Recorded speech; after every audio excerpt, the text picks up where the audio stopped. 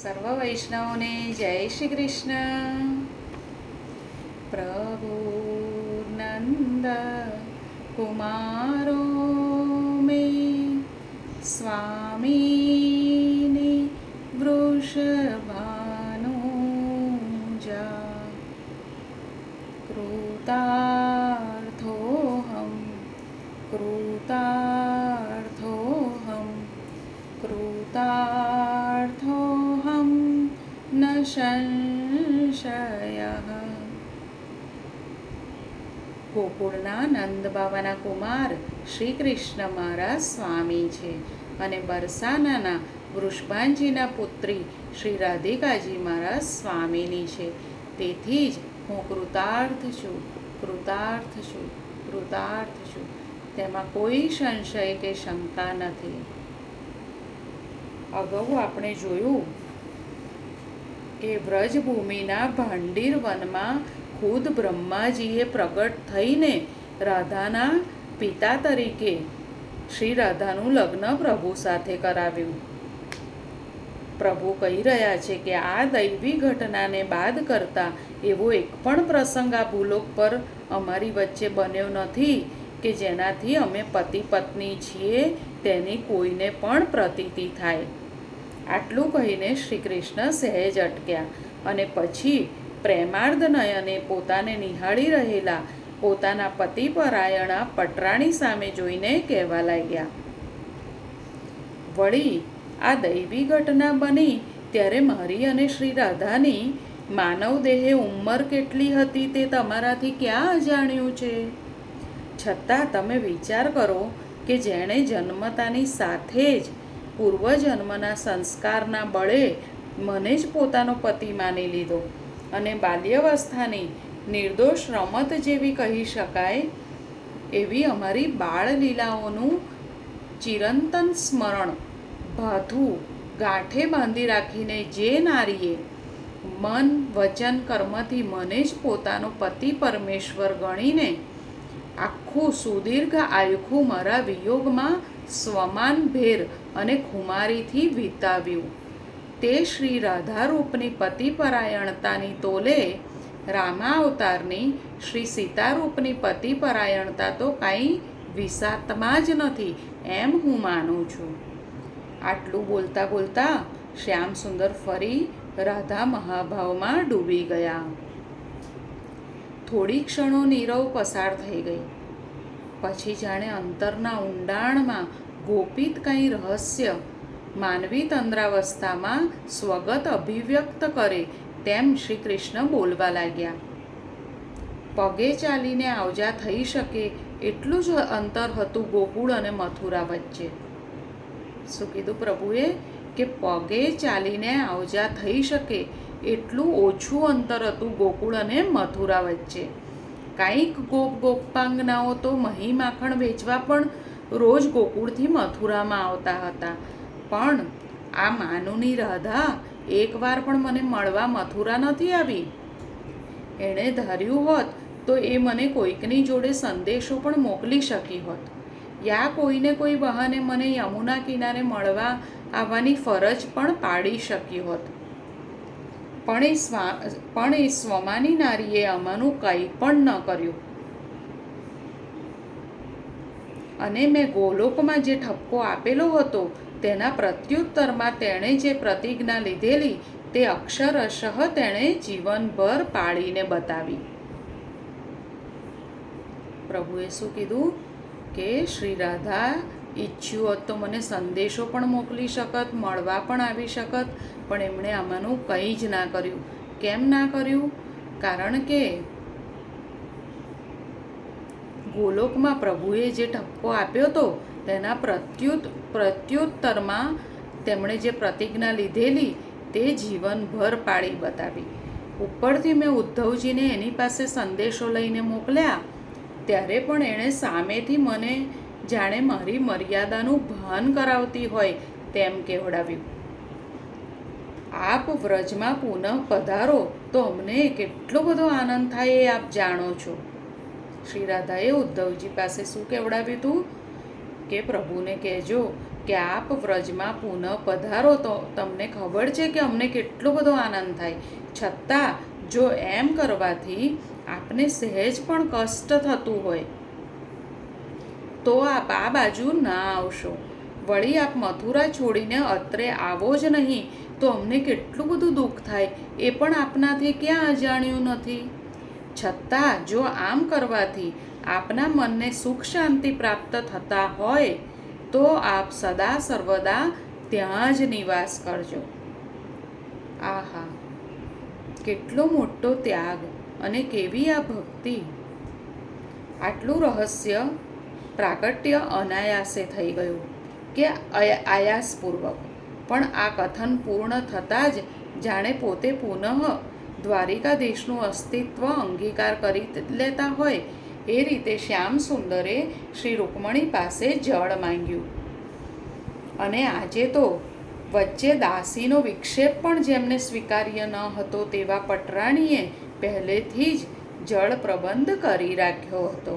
એટલે સ્વયં ઉઠીને પ્રભુ માટે અને નારદજી માટે તેઓ જળપાત્ર ભરી લાવ્યા.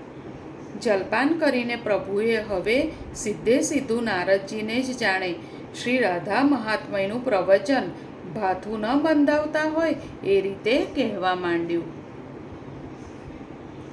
હવે મારી વાત કરું તો હે નારદજી, કૃષ્ણા અવતારમાં હું પોતે પણ મારી આ વામ અંગભૂતા શ્રી રાધિકાના આવા ઉજ્જવળ વિશુદ્ધ માધુર્ય ભાવસભર પ્રેમ તાતણાથી એવો તો બંધાઈ ગયો છું કે હું લાખ પ્રયત્ન કરું તો પણ શ્રી રાધાજી સમક્ષ ક્યારેય પણ મારા પરબ્રહ્મ ઐશ્વર્યનું એક કિરણ પણ પ્રગટ કરી શકતો નથી. બીજા શબ્દોમાં કહું તો મારું સમસ્ત ઐશ્વર્ય શ્રી રાધાના નિર્મળ પ્રેમ પ્રવાહમાં ઓગળી ગયું છે, એકાકાર થઈ ગયું છે. એટલું જ નહીં, મારું ઐશ્વર્ય જ શ્રી રાધાની સેવામાં ખડે પગે ઊભું રહી ગયું છે. નારદજી, આપણી વૈકુંઠની પરિભાષામાં આ હકીકતને વધુ સ્પષ્ટ કરું તો અમારા બંનેના દિવ્ય લીલા રસને વધુ પુષ્ટ કરવા તથા અમારી એ લીલાના રસાસ્વાદનમાં વિશેષતા લાવવા મારી ઈચ્છાશક્તિનો સ્વયંભૂ આદેશ પામી મોટે ભાગે મને ખબરે ન પડે તે રીતે મારી ઐશ્વર્ય શક્તિ પ્રગટ થઈને શ્રી રાધાજીના માધુર્ય ભાવની સેવા ચાકરી કરે છે. આ સાંભળીને હર્ષ વિભોર થઈ ઉઠેલા નારદજીએ અત્યંત પ્રેમાવેશમાં આવી જઈ બાજુમાં પડેલી પોતાની મધુર વીણાનો ટંકાર કરીને ધન્ય પ્રભુ, નારાયણ નારાયણ ના જયનાદથી વાતાવરણને દિવ્યાતિ દિવ્ય બનાવી દીધું. ભગવાને આગળ ચલાવ્યું. તમે તો એ તમામ હકીકતોથી સુજ્ઞાત જ છો મુનિવર્ય કે આ કૃષ્ણ અવતારના બાળપણમાં મેં પૂતના, તૃણાવર્ત ઉદ્ધાર, યમલાર્જુન ઉદ્ધાર, કાલિય દમન, ગોવર્ધન ધારણ, ઇન્દ્રમાનભંગ, બ્રહ્મા મોહહરણ ઇત્યાદિ જે કાંઈ કર્યું, અરે ખુદ રાસલીલામાં જ અસંખ્ય કૃષ્ણ સ્વરૂપોનું જે પ્રાગટ્ય કર્યું તે મારી આ ઐશ્વર્ય શક્તિને જ આભારી હતું. અને કેવળ વ્રજભૂમિની જ પ્રજા નહીં, ઉત્તરીય આર્યાવર્તની સમસ્ત જનતા અને રાજવંશી શાસકો પણ આ મારી કોઈ માયાવી શક્તિ છે એમ સમજીને મારાથી પ્રભાવિત થઈ ગયા હતા. પરંતુ વીણાપાણી, તમને એ જાણીને ખરેખર નવાઈ લાગશે કે મારી દિવ્ય ઐશ્વર્ય શક્તિનો તત્કાલીન વ્રજવાસી ગોપ ગોપાંગનાઓ ઉપર કોઈ પ્રભાવ પડતો ન હતો. તેઓ તો મારામાં ઐશ્વર્યનો એક અંશ પણ જોઈ શકતા નહોતા. અરે, જોવા માટે ટેવાયેલા જ નહોતા. એ તો મને સદૈવ અને અહર્નિશ એમનો પ્યારો દુલારો વ્રજેન્દ્રનંદન બંસીધર કનૈયો જ માનતા હતા. અરે, કેટલીક વાર તો નજરો નજર મારી ઐશ્વર્ય શક્તિ જોવા છતાં શુદ્ધ માધુર્ય ભાવથી ભરેલા તેમના હૈયા મારામાં કશું પણ અસામાન્ય, અસાધારણ, કલ્પનાતીત, દિવ્ય તત્વ જોઈ શકતા જ ન હતા અને સંભવતઃ ક્યારેક પણ એમના ચર્મચક્ષુ દ્વારા એમનાથી મારા ઐશ્વર્ય રૂપનું જરા જેટલું પણ દર્શન થઈ જતું તો હે નારદજી, તેઓ તેમની વચ્ચે પાસે સામે જ ઊભેલા મને, તેમના પ્રિયતમ મુરલી મનોહરને શ્યામ સુંદર ન માનતા કોઈક બીજો જ માની લેતા હતા. આટલું કહીને શ્યામ સુંદર પ્રસન્ન ચિત્તે હસી પડ્યા. પછી બોલ્યા, હે પ્રિય નારદ, આ હકીકતનું શબ્દો દ્વારા હું જેટલું પણ વર્ણન કરું તે ઓછું જ પડે.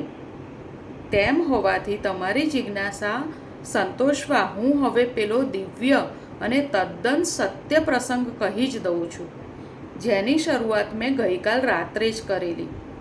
મને ખાતરી છે કે એ પ્રસંગ સાંભળ્યા પછી શ્રી રાધાની સખી વિશાખાએ સૂર્યપત્ની છાયાદેવીને જે ગૂઢ જ્ઞાનાત્મક રહસ્ય કહ્યું તે કેટલું યથાર્થ હતું તેની તમને પ્રતીતિ થઈ જશે. પ્રભુએ શું કીધું નારદજીને? કે તમારી જિજ્ઞાસા સંતોષવા હું હવે તમને પેલો દિવ્ય પ્રસંગ કહું છું. કે કયો પ્રસંગ? કે શ્રી રાધાની સખી વિશાખાએ સૂર્યપત્ની છાયાદેવીને જે ગૂઢ જ્ઞાનાત્મક રહસ્ય કહ્યું તે કેટલું યથાર્થ હતું તેની તમને પ્રતીતિ થઈ જશે.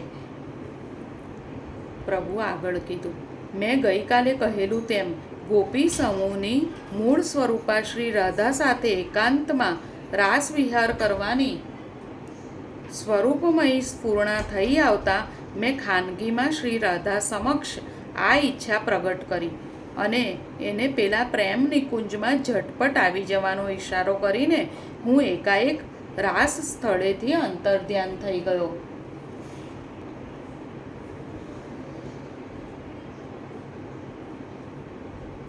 આ બાજુ ગોપ સુંદરીઓએ મને એમની વચ્ચે જોયો નહીં એટલે એ તો આકુળ વ્યાકુળ થઈ ગઈ અને મને શોધવા લાગી. કેટલીક ગોપીઓ મારું નામ દઈને મોટેથી મને પોકારવા લાગી તો કેટલીક નિરાશ થઈને ભૂમિ પર પછાડ ખાઈને આક્રંદ કરવા લાગી. એમાંની કેટલીક ગોપીઓ મને શોધતી શોધતી હું જે નિકુંજમાં સંતાઈને શ્રી રાધાની રાહ જોઈ રહ્યો હતો તે નિકુંજ આગળ આવી. એમને શંકા ગઈ કે માન ન માન પણ હું જ આ નિકુંજમાં છું એટલે એ તો અંદર આવી. મારી તો કફોડી સ્થિતિ થઈ ગઈ. એક વૃક્ષની આડે છુપાયેલા મને થયું કે હમણાં આ બધી આવીને મને પકડશે, મને પૂછશે કે રાસ સ્થળેથી અમારો પરિત્યાગ કરીને હે લાલાજી આ નિર્જન નિકુંજમાં એકલા એકલા શું કરો છો? તો હું શું ઉત્તર આપીશ? અને આટલું વિચારું છું ત્યાં તો એ ગોપાંગનાઓ મારી એટલી નિકટ આવી ચૂકી હતી કે હવે અહીંથી ભાગીને બીજા નિકુંજમાં છુપાઈ જવા જેટલો સમય પણ ન હતો. એકાએક મને અંતઃસ્ફૂર્ણા થઈ ગઈ કે મારે જો બીજા 2 હાથ હોત તો હું ચતુર્ભુજ થઈને મારી જાતને છુપાવી શકત, પણ બીજા 2 હાથ લાવવા ક્યાંથી? નારદજીની આંખો આશ્ચર્યથી પહોળી થઈ ગયેલી જોઈને ભગવાન શ્રી કૃષ્ણ મંદ મંદ હસીને બોલ્યા, તમને નારદજી એવો વિચાર આવતો હશે કે હું માનવ અવતારધારી હોવાથી શું મારામાંથી પેલું મારું સ્વરૂપભૂત ઐશ્વર્ય ગાયબ થઈ ગયું હતું? પણ ના, એવું ન હતું. મારામાં પૂર્ણ ઐશ્વર્ય તો ત્યારે પણ હતું જ અને મને વારંવાર તેની અનુભૂતિ પણ થયા કરતી હતી. પરંતુ વ્રજભૂમિની ગણો કે વ્રજ સુંદરીઓની વિશેષતા એ હતી કે ત્યાં મારું ઐશ્વર્ય માધુર્યની આડમાં છુપાઈ ગયું હતું. પ્રભુએ શું કીધું કે મારામાં એ ઐશ્વર્ય તો હતું જ, પણ વ્રજભૂમિની ગણો કે વ્રજ સુંદરીઓની વિશેષતા એ હતી કે મારું ઐશ્વર્ય એમની માધુર્યની આડમાં છુપાઈ ગયું હતું. હું સ્વયં શ્યામ સુંદર, વ્રજેન્દ્રનંદન, નંદનંદન, યશોદાનંદન, વ્રજભૂમિમાં પ્રત્યક્ષ રૂપે તો ન છૂટકે જ મારા ઐશ્વર્યનો અંગીકાર કરતો હતો, પરંતુ મારામાં રહેલી ઐશ્વર્ય શક્તિ એવો કોઈ મોકો મળી જાય તો સેવાનો લાભ લેવાનું ચૂકતી ન હતી. ફળ સ્વરૂપ મારા મનમાં જ્યાં ચતુર્ભુજ થઈ જવાનો માત્ર વિચાર જ જાગૃત થયો કે મારી ઐશ્વર્ય શક્તિએ મારા એ સંકલ્પને સાકાર કરવા મને એ જ ક્ષણે શંખ, ચક્ર, ગદા, પદ્મધારી ભગવાન નારાયણ બનાવી દીધો. બરાબર એ જ વખતે પેલી ગોપાંગનાઓ ત્યાં આવી પહોંચી અને નિકુંજની પુષ્પશૈયા પર પોતાના પ્રાણવલ્લભ મુરલી મનોહર દ્વિભુજ શ્યામ સુંદરને ન જોતા એ તો હતાશ ઉદાસ થઈ ગઈ.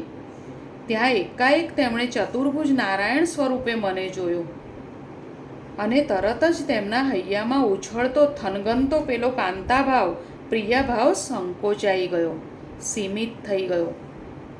તેમણે સૌએ 2 હાથ જોડીને મને નારાયણ રૂપધારી ચતુર્ભુજ વૈકુંઠપતિ શ્રી કૃષ્ણને પ્રણામ કર્યા. મનમાં સ્તુતિ કરી અને ઝડપથી પોતાના શ્યામ સુંદર કનૈયાને શોધવા તેઓ બૂમો પાડતી અન્ય નિકુંજ તરફ દોડી ગઈ.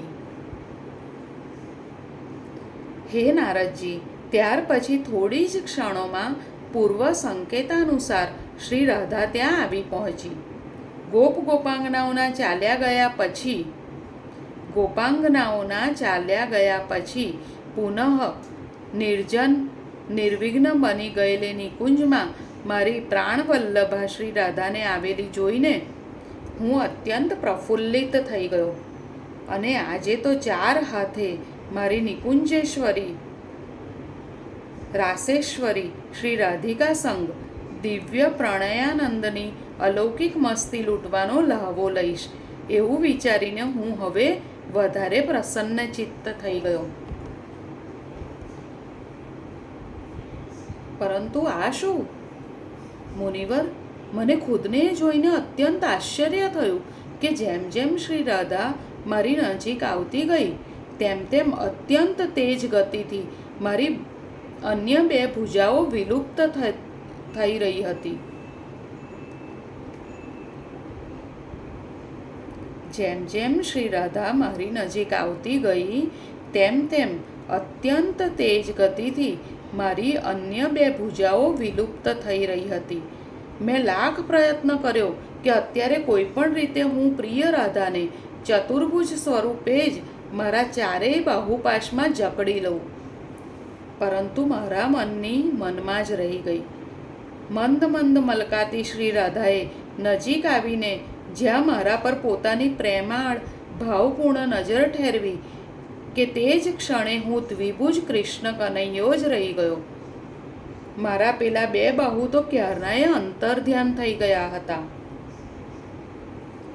વ્રજભૂમિમાં બનેલો આ અભૂતપૂર્વ દિવ્ય પ્રસંગ પોતાના પટરાણીને ભક્ત શિરોમણી શ્રી નારદજીને સંભળાવ્યા બાદ થોડી વધારે સ્પષ્ટતા કરવા ખાતર ભગવાન શ્રી કૃષ્ણે ઉમેર્યું, મુનિવર્ય, જોયું ને, આવો હતો મહાભાવ રૂપા શ્રી રાધાજીના અપ્રતિમ માધુર્યનો વિલક્ષણ પ્રભાવ.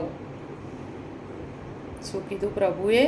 કે આવો હતો મહાભાવ રૂપા શ્રી રાધાજીના અપ્રતિમ માધુર્યનો વિલક્ષણ પ્રભાવ. એમની સન્મુખ તો મારી ઐશ્વર્ય શક્તિ કોઈ પણ રીતે પોતાને પ્રત્યક્ષ રૂપમાં ટકાવી શકતી ન હતી. હા, એ પણ સાચું કે અન્ય ગોપસુંદરીઓનો ભાવ પણ શુદ્ધ માધુર્યમય જ હતો, પરંતુ શ્રી રાધાના મહાભાવની સરખામણીમાં તેમનો ભાવ કાંઈક અંશે ઊણો યા ઉતરતો હતો. તેથી શ્રી રાધાની ગેરહાજરીમાં અન્ય ગોપસુંદરીઓ સામે મારી ઐશ્વર્ય શક્તિ પોતાનો પ્રભાવ અભિવ્યક્ત કરી શકી અને મારી ઈચ્છા શક્તિ યા સંકલ્પનો સંકેત મળતા જ એ સુયોગનો લાભ ઉઠાવવા એણે ગોપાંગનાઓ સમક્ષ મને શ્યામ સુંદરને ચતુર્ભુજ નારાયણના રૂપમાં પ્રગટ કરી દીધો. પરંતુ શ્રી રાધાજીનો માધવ મહાભાવ પરંતુ શ્રી રાધાજીનો માધવ મહાભાવ અત્યંત પ્રબળ અને સર્વાધિક હતો, જેના પ્રભાવે કરીને જેમ સૂર્યનો ઉદય થતાં તારાઓનો સમૂહ ઢંકાઈ જાય, તેમ શ્રી રાધાનો માધુર્યપૂર્ણ માધવ મહાભાવ તેમના સુંદર ચક્ષુઓમાંથી પ્રગટ થતાં જ મારા ઐશ્વર્યને પરાજિત થઈને ઓગળી જવું પડ્યું. શું કીધું પ્રભુએ?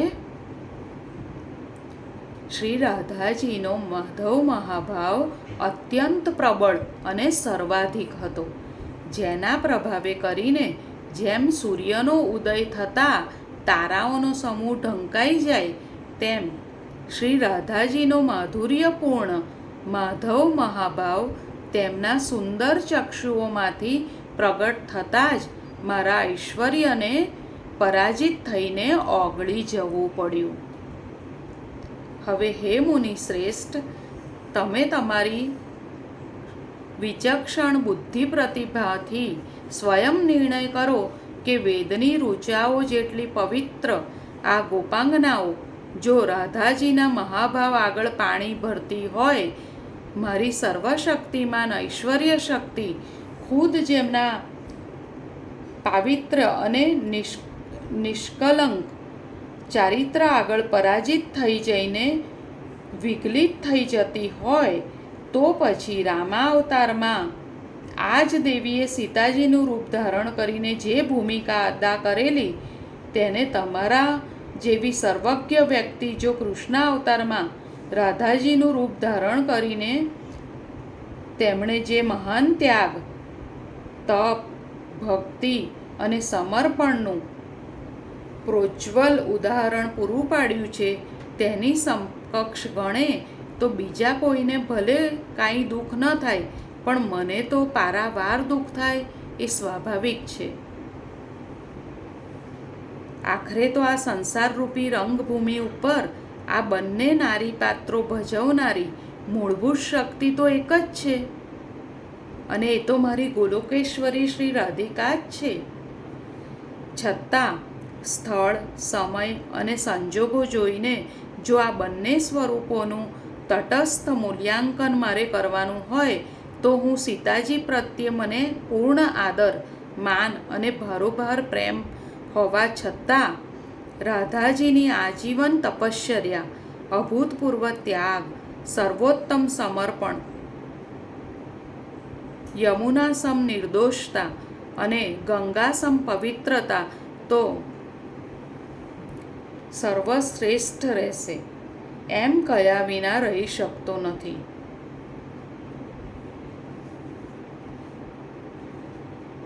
ભગવાન વધુ પડતા લાગણીશીલ અને શ્રી રાધામય બની ગયા એ હકીકત હોવા છતાં એમણે શ્રી રાધાજી માટે પ્રશંસાના જે પુષ્પો પોતાના આ જન્મ વિરહી હૃદયમાંથી વેર્યા, તેમાં પૂર્ણતઃ સત્યમ શિવમ સુંદરમનો રણકો હતો.